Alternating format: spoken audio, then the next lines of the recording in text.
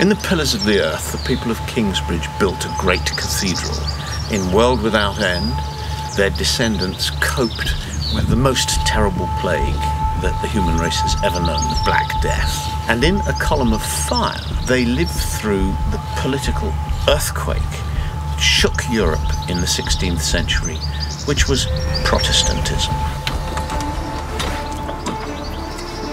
The story begins in Kingsbridge. In 1558, our young hero goes to work for Princess Elizabeth, and he comes here to this house, Hatfield Old Palace, which is where the princess lived before she was queen. And he finds himself at the heart of the intrigues of English politics. In the 16th century, Europe was divided into Protestants and Catholics. When Queen Elizabeth I became Queen of England, she was the only Protestant monarch of a major country. Before she became Queen, Queen Elizabeth said, "It is my dearest wish that when I'm Queen, no man will be killed for his beliefs." Queen Elizabeth I became public enemy number one in Europe. Everybody wanted to assassinate her, the Pope, the King of Spain, the King of France. And so she set up the first English secret service to protect herself, a spy organisation, the very first. The young hero of A Column of Fire goes to work for her. He's a sort of 16th century James Bond. And so my story begins in Kingsbridge, spreads all over 16th century Europe.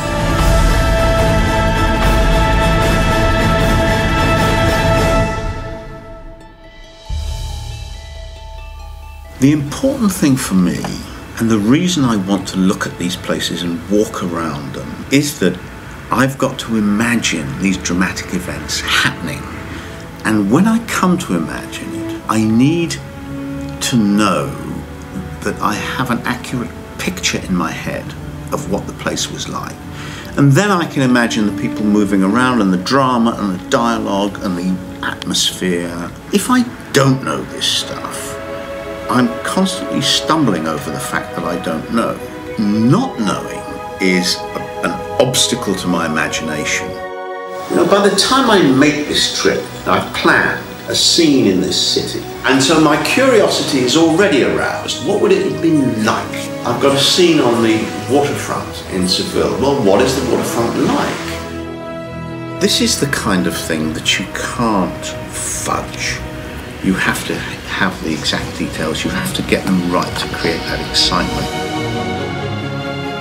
Paris in the 16th century was very different from the city we know today. I wanted to look at bits of Paris that still appear the same as they did in the 16th century.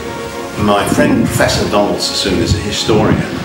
He knows Paris very well, particularly medieval Paris. I asked him to walk around with me.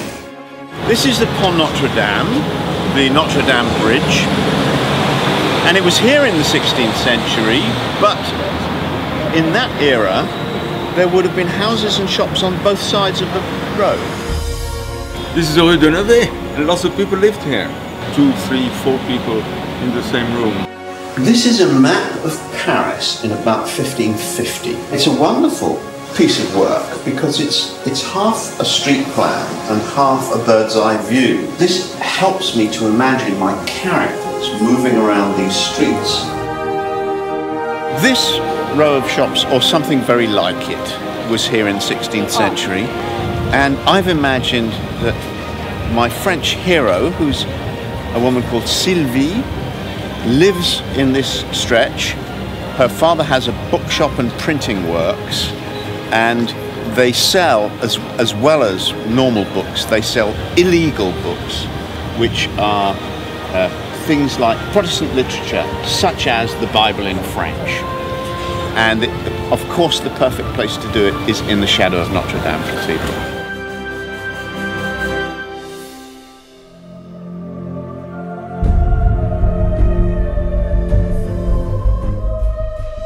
Here we are in the Cathedral of the Holy Cross, on the bank of the River Loire, in the great French town of Orléans.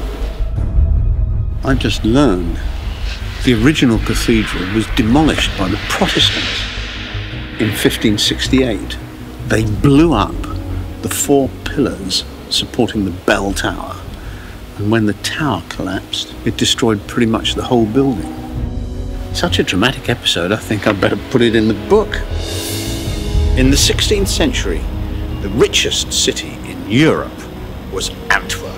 Here there were Jews, Muslims, Catholics and Protestants. An interesting place to take my readers to as part of this international drama. I'm in the Museum of London, in the heart of the old city of London, and I'm here to find out about the clothes that my characters would have worn in the 16th century. Here is some very mundane 16th century clothing. A brown sock, knitted. Knitting was a relatively new thing in the 16th century. And in a column of fire, Barney Willard, a fictional character, goes to sea, and I'm finding out what he might have worn as a sailor in the 16th century. We're looking at a shirt, very beautifully embroidered. I think I'd like a shirt like that. This is the National Portrait Gallery. The fictional characters in the book are of course made up by me, so I make up whether they've got blonde hair or brown eyes. But there are quite a lot of real characters, and this is where I come to find out what those people looked like, what Queen Elizabeth looked like. Queen Elizabeth I of England, here in her prime, about 40. Look at the strength in that face. She needed to be strong. This painter has caught her vanity, incredibly elaborate dress, very careful hairdo, thick white makeup. I think what he hasn't caught here is what she was famous for, which was for being a flirt. This was a powerful political weapon for her because she pretended she was going to marry a whole string of Catholic princes. This fooled many people into thinking that one day some man would marry her, control her, and bring her back to the true religion. And of course, that was just not going to happen. So everybody who tried to kill Elizabeth wanted to replace her with a Catholic monarch so that England would become Catholic again.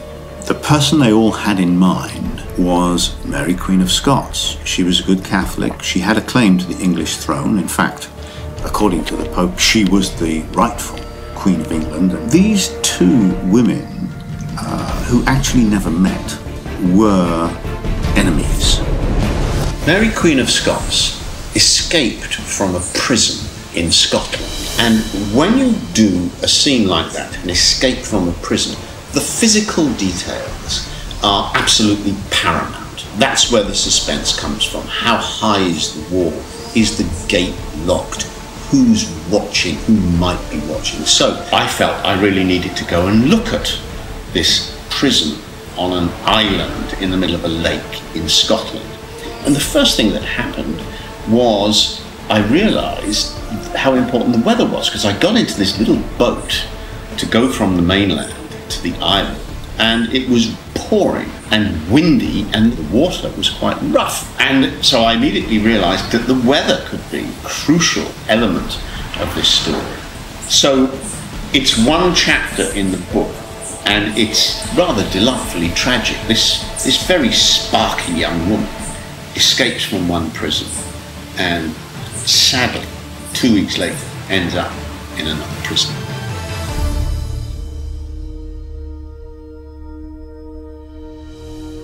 I grew up in an evangelical Christian sect, the Plymouth Brethren.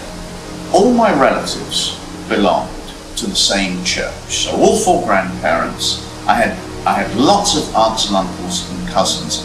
All lived in or near Cardiff, where I was born, and all went to the various chapels of this sect dotted around South Wales. Our beliefs included a kind of sweeping Puritanism. So any form of pleasure was considered wicked in my childhood. Pleasure itself was a bad word. So I wasn't allowed to go to the movies. We didn't have a TV or a radio in the house. Strangely enough, my parents omitted to censor the books I read. At the age of 12, I started reading James Bond. And I'm still not quite sure why they didn't clamp down on that. Very violent James Bond stories with a hero whose philosophy of life was about as contrary to that of the Plymouth Brethren as you could get. I almost find it amusing now to read the kind of things that Protestants said in the 16th century about Catholics and recall that I was told those things as a child, as if they were true. I hasten to add that I haven't believed any of that stuff since I reached the age of reason, but it does give me a certain familiarity with the kind of conflicts that I'm writing about in this 16th century story. Excitement and action in a story is all very well, but it's much better if it's in aid of some cause, like winning a war. I always like these adventures to be attached to something real, and the issue in the 16th century was religious tolerance. You were supposed to go to the church that the king told you to go to and say the prayers the king told you to say, but there were a few people who fought for the freedom to go to whatever church you liked, sing whatever hymns you liked, read the Bible in your own language. These were the things that people fought for. I don't want people to think it's a book about religion, although I talk a lot about religion. It's not about religion, it's about tolerance, it's about human rights. This is the first battle we fought for freedom. It comes before democracy, before the rule of law, before freedom of speech. Freedom of religion is kind of the base upon which all the other freedoms were built. Once we'd started that fight, then we could say, not only does everybody have the right to their own religion, they also have their right to their own opinion about everything else. I still love The Pillars of the Earth, but it's been fun to write a more wide-ranging story in World Without End. And now in A Column of Fire, the scope and the geography of the novel is much bigger. I'm still incredibly fond of Kingsbridge, and so are the readers, so we still spend a lot of time there.